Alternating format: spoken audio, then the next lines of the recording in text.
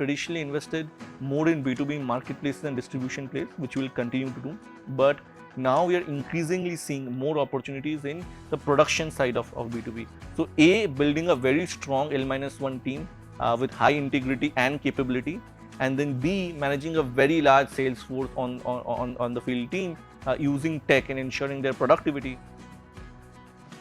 So in most companies, right, the places where we have seen things break are more on the balance sheet side of things and not the P&L side of things. So if you have high moats, the margins become defendable, and if you have very strong ROCE, then you start generating cash out of it. Corporate governance starts at the mind of the founder. We will be discussing about the opportunity for B2B in 2023 and beyond.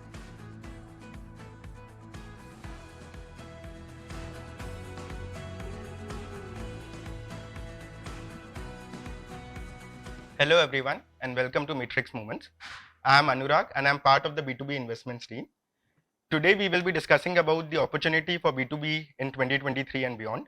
Does it still continue to excite us as exciting as it was a couple of years back? What are some of the key fundamentals that a good B2B business need to have to kind of make it big? What are some of the pitfalls that founders should be aware of, especially in their 10 to infinity journey? And finally, to wrap up, we'll wrap it up with certain thoughts on which sectors, which trends in B2B are things that we are most excited about. Today with me I have Sudipto, who leads our B2B and deep tech investments. He has very closely followed the space for the last 7+ years and have invested in companies like VEGROW, Captain Fresh, FarMart, Business, among others. Welcome, Sudipto. Thanks Anurag. First of all, welcome to the B2B team at Matrix. As you know, right, we are big believers of B2B in India.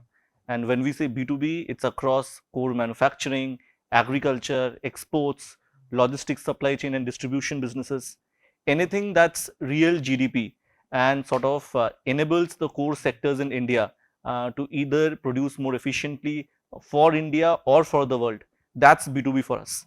And we've been big believers of this sector right from 2015-16 and have been fortunate to invest in more than 10 companies, including companies like OfBusiness, which is the largest company in B2B in the country, and multiple other category leaders, which we just mentioned about. So yes, super bullish and great to be doing the B2B marketplaces podcast again after 18 months. Perfect. So clearly we are big believers in the B2B space and we have actually put our money where our mouth is. So our intentions can't be doubted out here. In fact, I remember you and Nitisha doing a bunch of series of podcasts last year wherein on why that was the correct time to build B2B. So there were multiple tailwinds that were present at that time. So the whole internet penetration due to geo revolution, GST, DEMO, UPI leading to MSME digitization and formalization in that economy. The whole China +1 global shift which happened, the push from government for manufacturing sector, PLIs, etc., which actually gave a lot of impetus to the Indian manufacturing sector. However, things have substantially changed from that time around and they have taken a turn for the worse, so to speak. There are weakening macroeconomic global conditions. There are mass layoffs across industries, across geographies that we see. There are corporate governance issues which have started coming up now. So with all of these headwinds, how do you actually look at B2B today? Are you still as bullish? Has something changed in our world, in our point of view? How do things stand today? First of all, great question, and I get asked this question a lot on has our stance in B2B changed? Actually, we are actually more bullish today on B2B than we were 18 months back. All the things that you said are actually true, and I'll address most of the questions that you raised. But an overall macro point, we are still continue to be very bullish on B2B. So now let's take your question and break it into 3 parts, right? First is on the macro, and 18 months back, we spoke about a bunch of macro tailwinds: digitization, formalization, China +1, Make in India government push. All of them are still true. Actually, in certain cases, some of these tailwinds have accelerated. If I look at the last 18 months, there is more digital penetration today than it was in 2021. There is more formalization, more digital payments, better logistics infrastructure today, ONDC coming up, which was not there in 2021. If I talk about government push and incentives, in the last 12 months, there has been significant push on PLIs and DLIs for core manufacturing sectors. And multiple companies across EVs, auto, electronics manufacturing, ODMs, semiconductor fabless design companies, they've all gotten significant government push, funding and incentives. And the China +1 story, as we all know, actually is continuing to grow deeper and deeper, where everyone in the West across sectors are looking for supply chain partners outside of China, and India is definitely emerging as a geography from where they want to import goods from. So if I look at macro, actually over the last 18 months, the macro for Indian companies for B2B has improved. So that's one, right? Second, if I look at our portfolio companies, over the last 18 months, there is a economic slowdown in terms of funding, valuation, etc. But if I look at real numbers under the hood, companies have continued to execute and grow faster, and they have navigated themselves towards profitability. So if I look at companies like OfBusiness, they do tens of millions of dollars of PAT every month. There are companies like ZippMat, FarMart, which are EBITDA profitable. There are companies like VEGROW and Captain Fresh, which have not only grown but significantly expanded their take rates and contribution margins, where today their take rates are above 20%, contribution margins are closer to double digits. So overall, both in terms of growth and profitability, at least what we see from our portfolio companies, they have executed really well. Then third, you spoke about obviously a funding winter, corporate governance, and a lot of noise in the ecosystem. I think those statements are true.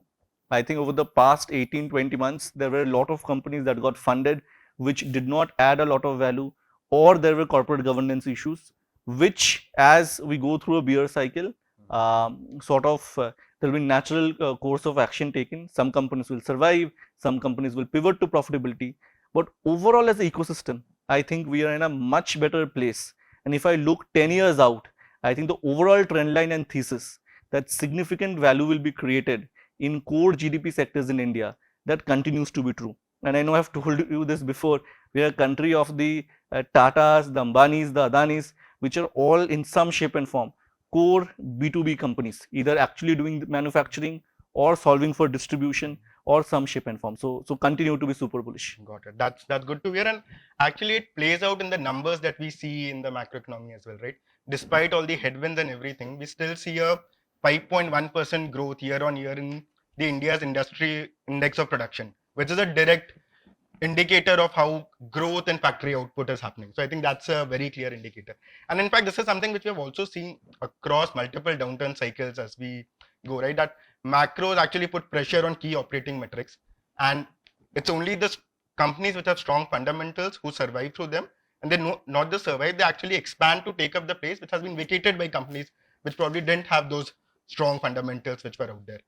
But that begs a question, in this current environment and with B2B as a very specific example, what are those current fundamentals? What are those key characteristics that would enable a B2B company to actually become big, to have that big opportunity in such a scenario going forward? Got it. See, the fundamentals have not changed. Whatever the fundamentals were 18 months back, it's still the same. So if you remember in the last set of podcasts that we did in B2B marketplaces, we identified 3-4 different things. One, if you're building in B2B, please build vertical B2B marketplaces, because every supply chain in B2B is different. So that's one, and it still continues to be true. Second, we spoke about the supply fragmentation. So if supply is fragmented and unbranded, then marketplace has all the value, because the buyer does not know if they can trust the supplier, and they start trusting the marketplace creates value. So if you are building a B2B marketplace company, please build in areas where the supply is fragmented. However, in areas where the supply is consolidated, branded, and there is a sort of IP in the production process, there you should build a core manufacturing or a core agri-tech company instead of building a distribution company. So figure out where the value is in the supply chain. Fragmented supply, value is with the marketplace. IP driven consolidated supply, value is in the production, and focus on the right place to build for a particular supply chain. Third, B2B is as much a balance sheet company as a P&L company. So ensuring that you are raising, having a strong balance sheet, raising debt, your cost of capital is cheaper, and ensuring that you have a tight monitoring sort of processes to ensure that collections, receivables, working capital days are under control is extremely critical. I would say those were key to building a B2B company 18 months back. They still continue to be the key to building a good B2B company. Take a vertical, figure out across the supply chain, where do you want to play, in production or in distribution. Then have a very strong balance sheet with low cost of capital and extremely strong collection and receivable processes. If you do that, it's a strong, solid B2B company, right? Now, let me take a step back and And instead of just talking about features and characteristics, like let's talk about what's a great business. In the end, a great business is a business that has moat or defensibility, generates very high ROCE, which is return on capital employed, and throws out a lot of cash. So even like all these characteristics are so that you can build a business with an end state where you have a strong moat, you have high quality ROCE, and you start throwing a lot of cash. And that's the goal that founders should think about, that when they're building, in the end state, will these three things be true or not? Got it. That's actually a very interesting point, because the general perception in the industry is that B2B doesn't have either of these three. There is no real moat in the B2B industry. Margins are wafer thin. Working capital is something which is probably best left undiscussed and unsaid of there. And that's the general perception. So maybe it's worthwhile going deep into each one of these to understand some of these better. Maybe let's start with moats. What, according to you, are key moats in the B2B industry that founders can actually look to build upon and carry on from there? Got it. Sure. I think typically when you look at B2B supply chains, right? If you are doing, say, commoditized manufacturing, you are producing kurtis that 1,000 other factories are doing, you actually don't have moats. Or you are doing a trading business where you are taking a commodity from 10 sellers and selling it to 15 buyers. You don't have a moat, because you can have another kurti factory the next day and you will be relevant, and you can have another trading partner that which flourishes the next day and you start becoming relevant. That is why you don't have moats, which actually shows in ROCE and cash flows, which we'll talk about later, and that's what most people talk about. But fundamentally, if I take a step back and think about moats and defensibilities, across the B2B supply chain, there are a lot of areas where you can create true moats. Let me give you a few examples, right? Maybe the first thing that comes to my mind is, if you are building a marketplace with a lot of fragmented supply and a lot of fragmented demand, your ability to sort of map and match and take the right product from supply to demand is itself a moat. So that is matchmaking moat. And in any company, whether in any marketplace, whether a lot of SKUs, fragmented supply, fragmented demand, the underlying marketplace actually figures out which product to show to which buyer and then sell it to that buyer. So that's one moat. Second, in perishable supply chains with a lot of wastage and dump, ability to manage a supply chain where you procure at scale, then you grade different products, then you figure out the right buyer for a particular grade of product, and then transport it efficiently with logistics, is a moat where you can reduce, in an industry where wastage is 20-25%, you can bring it below 5% and you create economic value.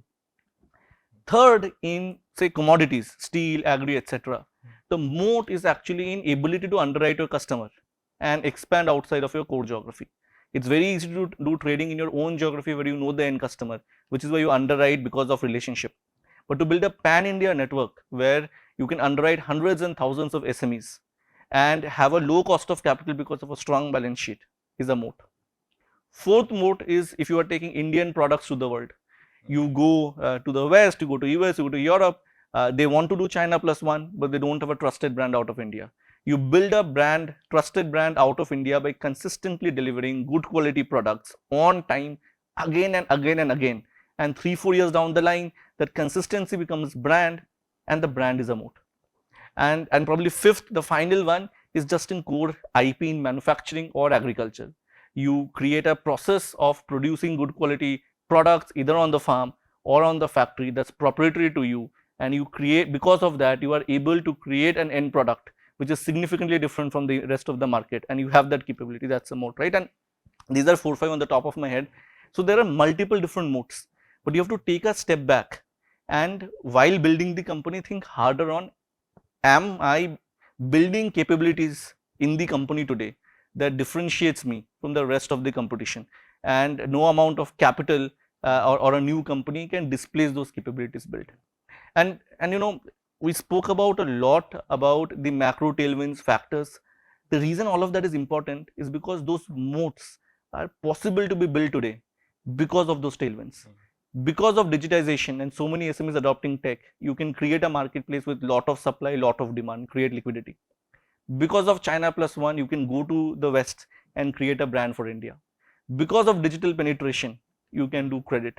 Because of the PLI schemes and significant push from the government on core sectors in India, you can do innovation in manufacturing. So a lot of the macro that we talk about is enabling founders to build businesses with true strong moats and defensibility, which is very different from a commoditized manufacturing or a B2B trading platform, which does not have moats. Got it. Clear. So it's clear that there are modes. It's just not there is a one size fits all kind of a thing. You need to take a step back. You need to identify the kind of business that you are in and then find the appropriate mode and then build capabilities for it. Got it. So that's clear. Let's probably move to the second one that you called out, which was ROCE. So if you can explain for our viewers, what is ROCE? Why is it important? And more importantly, how do modes play into those ROCE? Got it. I think ROCE, when you look at a business, right, and especially in B2B, the single most important metric to see is ROCE or return on capital employed. And I'll give a very simple definition to it, which is very intuitive. So return on capital employed is what is the return or the profits you make on the capital that you've employed into the business. It's as simple as that. So let's take you 100 rupees, right? If you want a 4 rupee return, you would probably put that money in a savings bank account. You want 5, 6, 7, you move to fixed deposit. You want 8, 10, you take a little bit of risk with a few risky bonds. Anywhere between 10 to 15, you essentially put money in the share market. If you want more than 15% return on your money, that's when you go and do a business. Otherwise, why are you taking the risk of building a business, right? And return on capital employed is, if you invest 100 rupees, how much money can you get out of the business? So if you look at most companies out there and most traders or intermediaries out there, they will all operate between the 15 to 25% ROCE figure. Because if it's less than that, it does not make any sense to build a business. If it's more than that, then everybody would want to be in that business, and then sort of there will be competition and your ROCE will start reducing, right? So that's what is return on capital employed. Now the question as founders or as investors we need to think is on the new business that we are creating, why can we have better ROCE than the market? Can you generate 25, 30, 40% ROCE? And what that does is that makes a great company. Like if you invest 100 and if you can get 40 out of it, that's a great business. And that will also show in the next question on sort of cash flows, but sort of that's why ROCE is important. Got it. But just before moving to cash flows, a natural question which comes up is, at the early stage, most of the companies will not be profitable.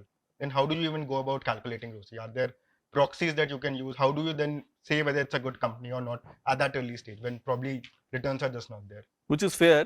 ROCE is obviously NOPAT by capital employed, but in early stages you don't have operating profit, right?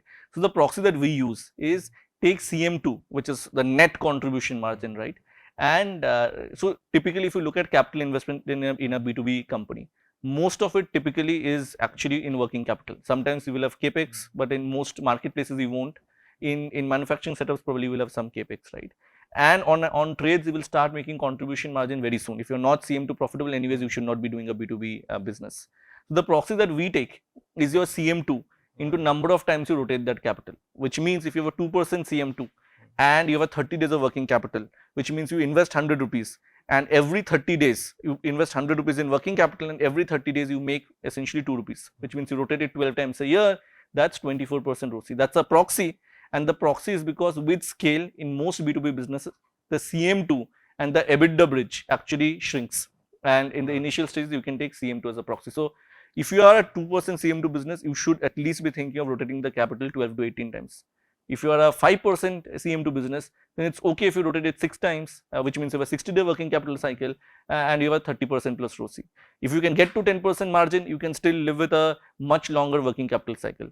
But the proxy to look at an early stage is CM2 and number of times you are sort of turning the CM2. Got it. So I think that is clear on how do we look at profitability. However, let's go probably one step deeper as well.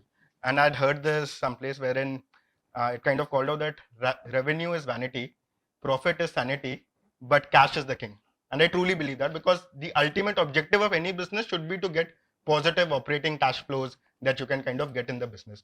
However, what we have seen is a large number of companies may be EBITDA positive, but similar to what you just called out, because of the working capital cycles, etc., there is no real cash coming into the company. So how do we look at it? What are the views around it? So first I'll take a more macro view to this. See, the value of a business is discounted future cash flow. So businesses are valued on cash flows, not on revenue, not on EBITDA.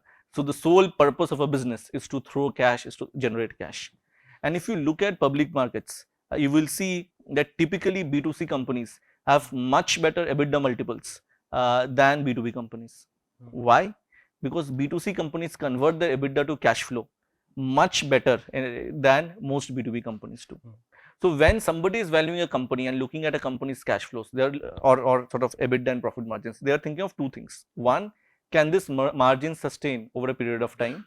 And two, of that EBITDA that is generated, how much of that can be converted to cash flow? And if you can fix these two things, there's from an investor's mind, there's nothing called B2C or B2B. They are essentially underwriting the future cash flows of the company. Now, if you think about margins, any business that has moat over a period of time can defend margins, which is why moat becomes extremely important. If you are able to do something because of your moat that no one else can, then you will always enjoy a position to command your own sort of pricing, which will translate into your ability to defend your margins, which is predictability of margins or EBITDA over a period of time. Now, EBITDA to cash flow. So what happens is in a lot of software companies or B2C companies, they operate at negative working capital, which means I get paid today for the subscription of a year's fee over the next 12 months. So I get cash first and then the revenue is actually accounted for. In B2B, the revenue is accounted today, but you get cash 30 days, 60 days, 90 days later because of working capital. And that creates a stress where you're creating EBITDA, but you're not getting the cash, right? And second, if you have to grow, the more you grow, the more working capital grows. So a significant portion of the EBITDA has to grow into the working capital. Now that's where ROCE becomes extremely important. What is ROCE? It is return on capital employed. So if you have 100 rupees, you make 20.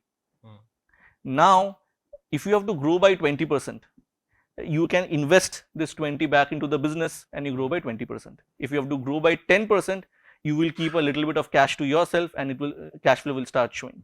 If you have to grow 40%, but your ROCE is 20, which means you will become negative cash flow. So although you are making money, you have to invest more money to grow than you are generating out of your core business. So if you have a very high ROCE company, even in B2B, if you can make 5-6% of EBITDA, if you can turn that, say 8 times a year, that's a 40%. EBITDA se thoda katega no pat tak, but it's a 35-40% ROCE business, which means you can sustainably grow that business 40% year on year and still be sort of cash flow neutral or cash flow positive. So absolutely, B2B any company needs to generate cash flow in the future for it to become valuable. That cash flow needs to be defendable. So if you have high moats, then the cash flow becomes the margins become defendable, and if you have very strong ROCE, then you start generating cash out of it. So as a founder, think hard about where are my moats that can create defensibility of EBITDA and margin. What new value am I adding that I can have ROCE better than everyone else, and then automatically the ROCE will start translating into cash flow. Got it. It's good to know that unlike market perception, if you have the correct set of moats, you can actually make a profitable and cash flow positive business in B2B as well. But let's just switch tracks for a bit. So we were talking about how do we build a big business? What are some of the key fundamentals that a good B2B business should have? But what we have seen is companies actually do quite well in going from the 0 to 1, 1 to 10 journey. But things start to break when they start expanding from the 10 to infinity journey. So what are some of those things that we have learned based on our experience with our portfolio companies, the market, etc. on things will actually break in the journeys for 10 to infinity, and what can founders do to kind of ensure that it doesn't break and they are able to scale up? Sure. So in most companies, right, the places where we have seen things break are more on the balance sheet side of things and not the P&L side of things. If you are not making contribution margin profit in the 1 to 10 journey, you will anyways not make it in the 10 to infinity journey. But a lot of companies actually have a strong P&L. It breaks on the balance sheet because, as I mentioned, it's a heavy working capital business and doing collections is not easy. So having the right set of processes to enable collections happening on time and keeping a tight check on the balance sheet, I think that's one where we have seen things break a lot. Second, having the right processes and tech to manage people at scale. And that's where a lot of corporate governance issues come to, because you don't have the right monitoring and incentivizing mechanism for the entire organization.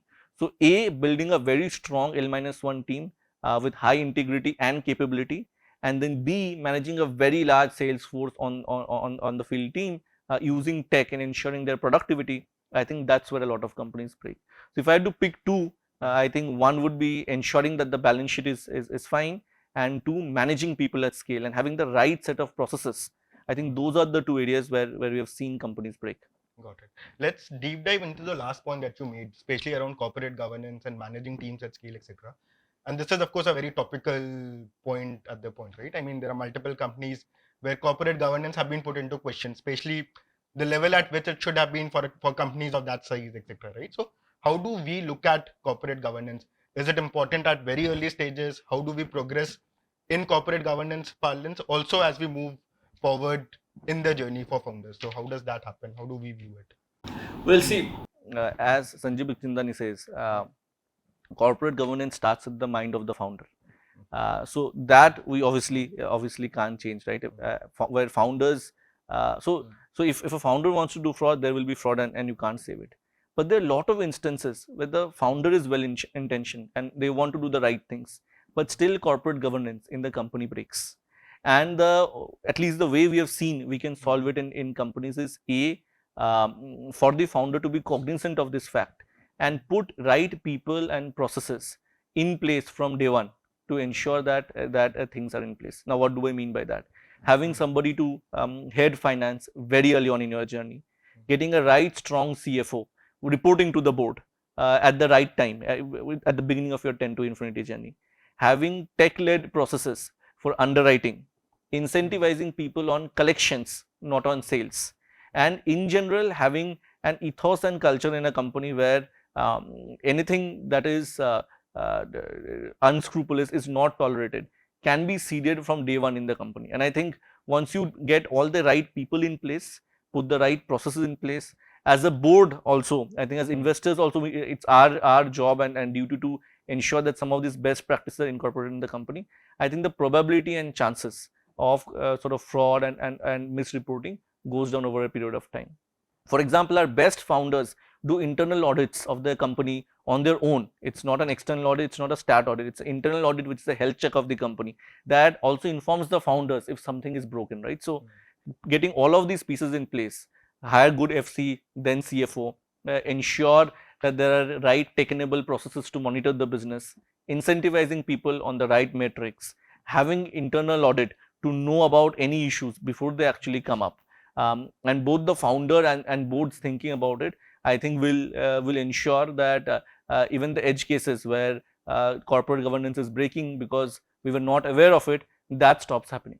Got it, clear. So essentially good intentions and having processes in place to get those early warning signals are the key to having good corporate governance.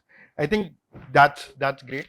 Just to wrap things up, and how do we now think of B2B investments? Are you planning on making more B2B investments in the next 6 months or the year to come? If we were not planning to make more investments, we would have not have hired you. So as I mentioned in the beginning, we continue to be bullish. I think over the last, if I look at the run rate over the last 3-4 years, we have been consistently making 2 to 4 investments every year. In fact, in the first half of this year, we have already made 2 investments in B2B. So we continue to look to invest more and more in B2B.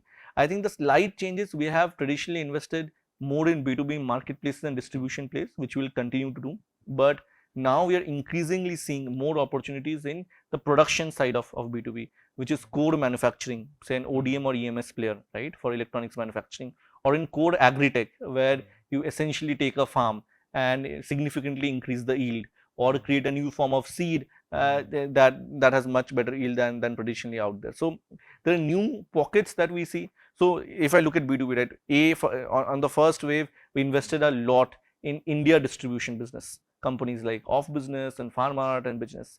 Then we said we'll invest in companies that take Indian products to the world, companies like Captain Fresh and ZippMat and Sourceways, etc.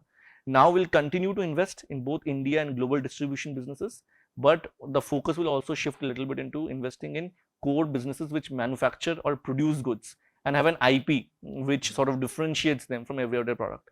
I think rest of it, I think warrants a different podcast, but continue to be extremely bullish on B2B and look forward to making many more investments going forward. Sure. Thanks, and that brings us to the end of our podcast. Thanks, Sudipto, for your invites and for your insights, and thanks for tuning in. Thank you. Thank you.